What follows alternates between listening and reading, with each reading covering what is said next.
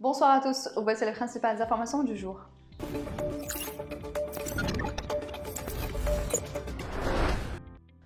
Le président de la République Abdelmadjid Tebboune a mis fin ce jeudi aux fonctions du ministre des Transports Aïssa Bekay pour avoir commis une faute grave lors de l'accomplissement de ses missions, indique un communiqué de la présidence de la République.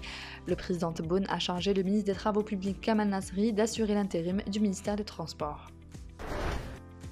L'entreprise nationale de sel Enacel a entamé récemment l'exportation de 9600 tonnes de sel destinées à la tannerie vers le Niger. Quelques 2000 tonnes de sel ont déjà été acheminées par route vers le Niger à partir de Tamanrasset. La quantité restante sera expédiée au fur et à mesure dans les prochaines semaines, a fait savoir le PDG de l'entreprise. Enacel a déjà exporté ses produits vers des pays européens, notamment du sel pour déneiger, et prospecte actuellement de nouvelles opportunités vers des pays africains.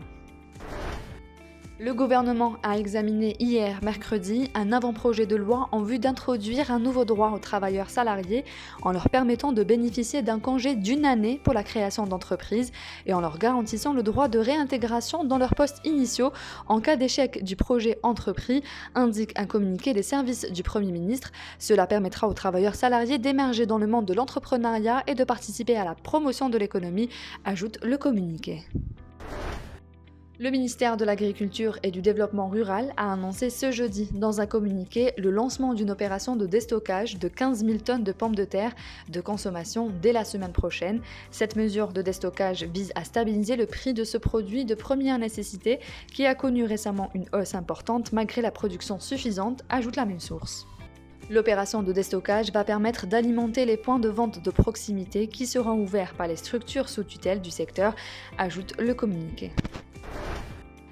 Le chef de la diplomatie de l'Union européenne, Josep Borrell, a qualifié ce jeudi de crime de guerre odieux le bombardement russe d'un établissement abritant une maternité et un hôpital pédiatrique à Mariupol, en Ukraine.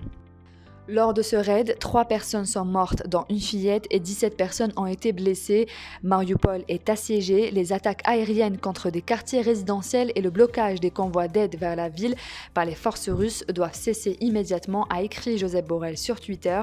La réunion entre les ministres des Affaires étrangères russes Sergei Lavrov et ukrainien Dmytro Kuleba a débuté ce jeudi dans la ville d'Antalya, dans le sud de la Turquie, en présence du chef de la diplomatie turque, rapportent les médias russes. C'est la fin de ce journal, merci de l'avoir suivi. L'information continue sur notre site www.lesoirdejavi.com.